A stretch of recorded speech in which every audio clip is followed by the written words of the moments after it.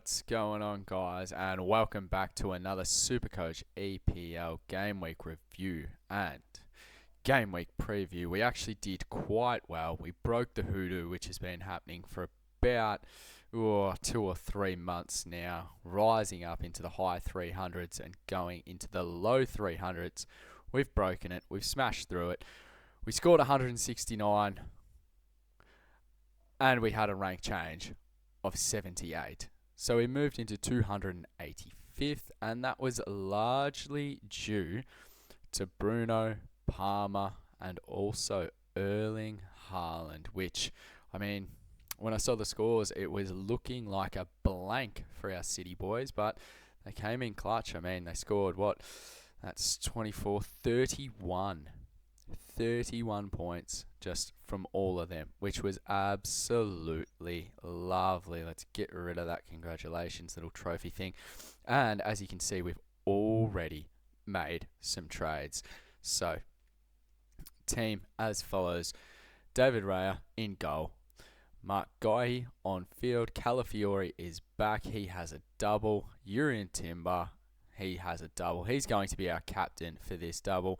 Bruno in the midfield, Enzo in the midfield, Declan Rice on the double, Cole Palmer with a VC. If he goes absolutely bananas, we might even just take it. Semenyo, Haaland, and a newly acquired Morgan Rogers. Now, we've already made our trades, as I said. If we have a look at it, it was basically Saka and Foden out for Douglas Luiz. I know, bear with me on that one, and Morgan Rogers.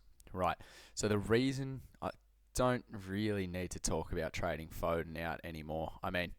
It's time for him to go.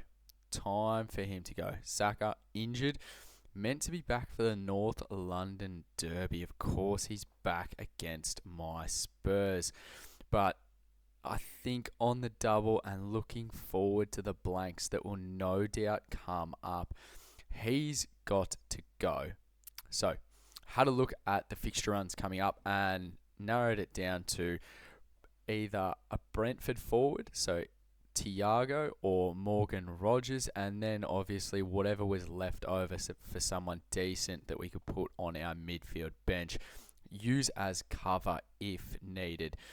And we've gone with Douglas Luiz. He is on loan from Forest, so he wasn't getting much game time there. He's come across from Juventus, gone to Forest. Now he's on loan at Villa. Villa have a fair amount of midfield injuries, which, it's not decent for them, but obviously decent for Luiz's chances of starting. He's played 160 plus minutes in the last 2 games.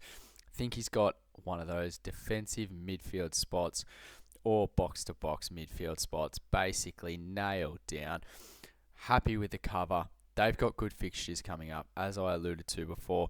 It was going to be potentially a Brentford forward, so Thiago, but then when I had a look at it, obviously, they've got Arsenal this week. It's the last game of the round. It is at home, but in saying that, Arsenal have been absolutely insane defensively, and chances are Thiago's not going to score, has a relatively high break-even, so putting their fixture run aside for now and getting in Morgan Rogers, who's cheaper, has a lower break-even, and I think will do quite well.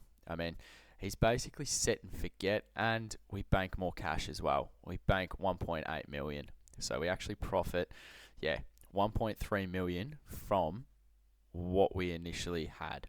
And Foden's out, Saka's out. Obviously, Saka wasn't going to play this game week, but in saying that, feels weird trading out someone on a double. Another story because he's injured. And Foden, I thought he'd play against Liverpool. I really did, but, clearly not. So he's out. As I said, Luiz and Rogers in double Villa. Never thought I'd be doing that, but in saying that, looking at their fixture run, relatively decent. Having a look there, I know that they just played Bournemouth. They've got Brighton this week, then Leeds, Wolves, Then they have Chelsea, who aren't the best defensively. And then in 30, they have Manchester United.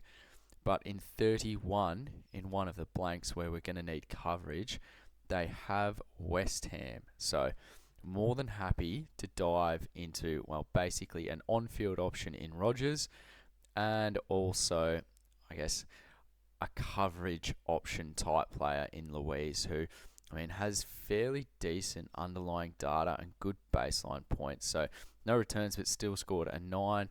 And obviously before that, scored a 10. And so it seems to be whenever he gets minutes, he's going to do well.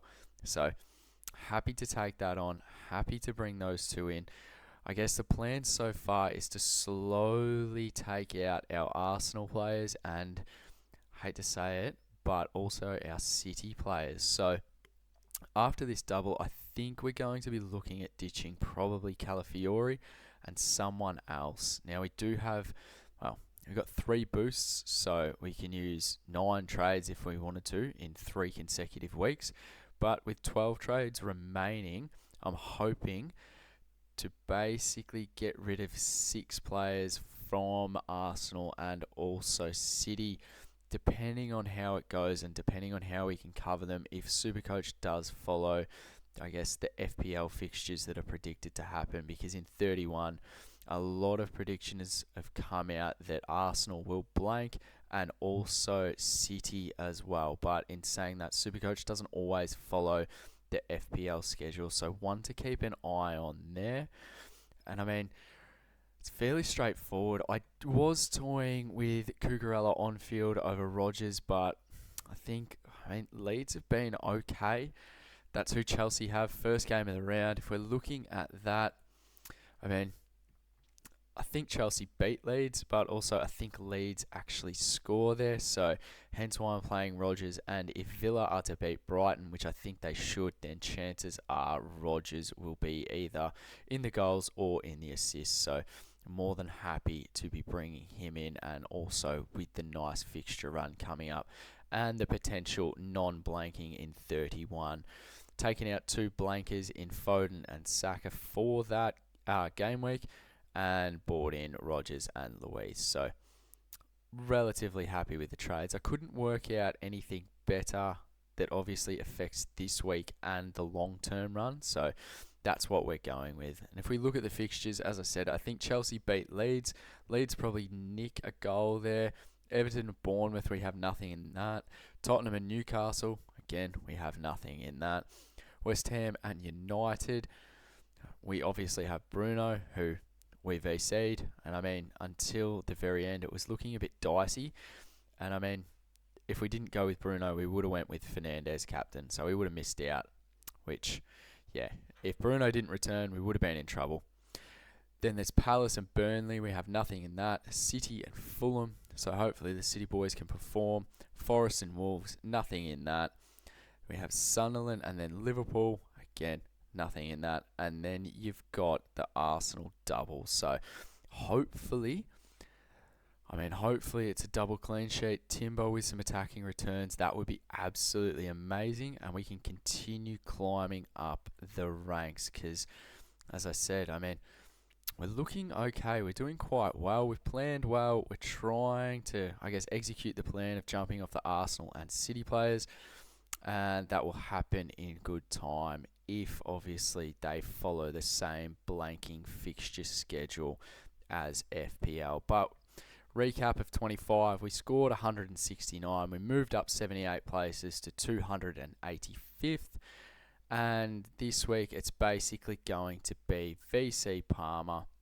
Palmer absolutely pops. If he scores, I guess, probably baseline 20 plus, then we'll take it. If not, captaincy on Timber. Guys, let me know what your plans are. If you're trading out, preparing for the future, who your VC or C might be.